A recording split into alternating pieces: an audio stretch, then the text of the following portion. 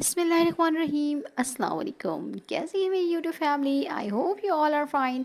अल्लाह ताला आप सबको अपने हिफ्ज़-ओ-मान में रखे, खुश रहें, हंसते मुस्कुराते रहें और मज़ेदार खाने खाते रहें। आज जो रेसिपी लेकर आई हूँ कमाल की रेसिपी है, हाथ नहीं रुकने वाला और एक एक दाना मुंह में घुल जाने वाला है। पुलाव की रेसिपी लेकर आई हूँ, बहुत ही झटपट तैयार हो जाएगा और मेहमानों के लिए तो शानदार है। ईद की दावत पे बनाएं, रमज़ान की पार्टी पे बनाएं, किसी वक्त कोई भी पार्टी हो आपके घर में आप बना सकते हैं। एंजॉय कीजिए और एक एक दाना अलग अलग है। इतनी मज़ेदार रेसिपी कैसे बनेगी, चलते हैं बिना वक्त ज़ाया किए रेसिपी की तरफ। यहाँ पर मैंने कुछ चीज़ें ली हैं जो मैं आपको बताती रहूँगी ग्रेजुअली कि क्या क्या है। यहाँ पर चिकन है और टमाटर है, तेज़पत्ता है, धनिया और सौंफ का पाउडर है, हरी मिर्चें हैं, हरी मिर्ची का पेस्ट है और यहाँ कुछ खड़े मसाले थे जिसको मैंने पीस लिया है। ठीक है, मैं वो भी आपको डिस्क्राइब कर दूँगी आगे। लहसुन अदरक का पेस्ट है और दही है। ये सारे हमारे मसाले हैं। मैंने 2 प्याज को फ्राई करके निकाल लिया है। इसमें 2 टेबलस्पून लहसुन अदरक का पेस्ट डाला है मैंने। इसको हल्का सा भून लेंगे, ज़्यादा नहीं, थोड़ा सा भूनना है। और इसके बाद क्या करना है ये भी मैं आपको बताती हूँ।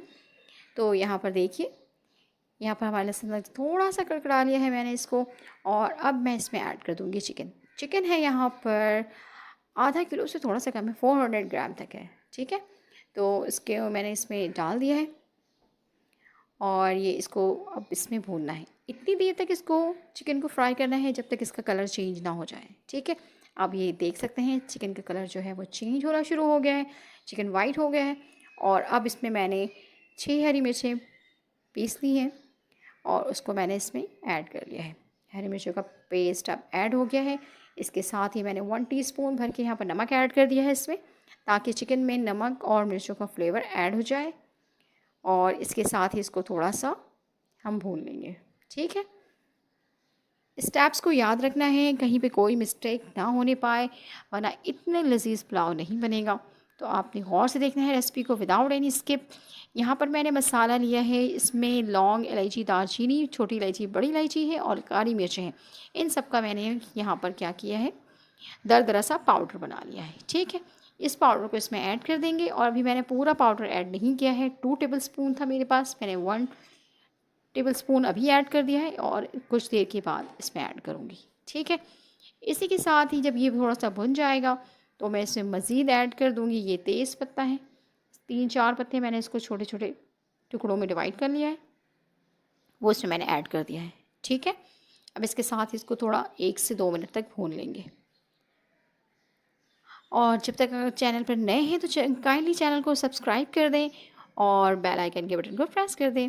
और ये यहाँ पर है धनिया और सौंफ का पाउडर जो मैंने दरदरा सा पीस लिया है। ठीक है, बिल्कुल पाउडर नहीं बनाना है, दरदरा सा रखना है। किसी भी चीज़ का मैंने बिल्कुल पेस्ट ऐड नहीं किया है। लहसुन अदरक को भी मैंने दरदरा सा कूट लिया था और हरी मिर्चों को भी और जितने ड्राई मसाले थे उन सबको भी। ठीक है, अब इसी के साथ जब ये थोड़ा सा भुन जाएगा तो इसमें मैं ऐड कर दूँगी 1 टमाटर। ये देखें, 1 टमाटर, इसको मैं इसमें डाल दूँगी और टमाटर को सॉफ्ट होने तक इसमें पकना है। ठीक है, ये डाल दिया मैंने टमाटर। अब टमाटर को इतना पकाना है कि ये बिल्कुल सॉफ्ट हो जाए, मिक्स हो जाए इसके साथ ही। और इसमें कोई हल्दी मिर्चें, लाल मिर्च वगैरह मैं ऐड नहीं करें क्योंकि वाइट पुलाव की रेसिपी है, तो इसमें ऐसी कोई चीज़ ऐड नहीं करूँगी मैं। ये देखिए टमाटर माशाल्लाह गल चुके हैं। तो अब मैं इसमें ऐड कर दूँगी हरी मिर्चें।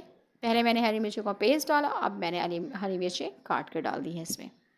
ठीक है, बहुत ही मज़ेदार, बहुत ही लजीज है। दावतों पे ज़रूर ट्राई कीजिएगा और मुझे कमेंट्स में बताना है आपने कि कैसी बनी थी आपकी रेसिपी।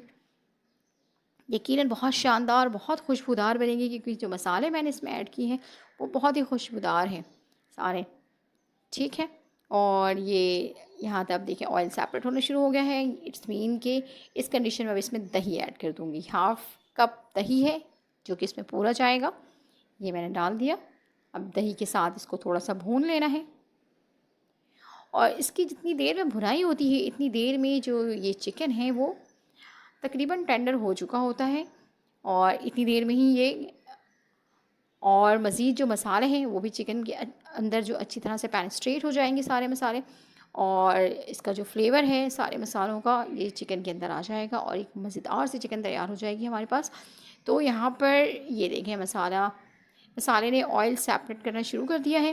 اس کنڈیشن میں ہم نے کیا کرنا ہے میں آگے بتاتی ہوں آپ کو۔ یہ دیکھیں زبردست سارے مسالے مکس ہو گئے ہیں۔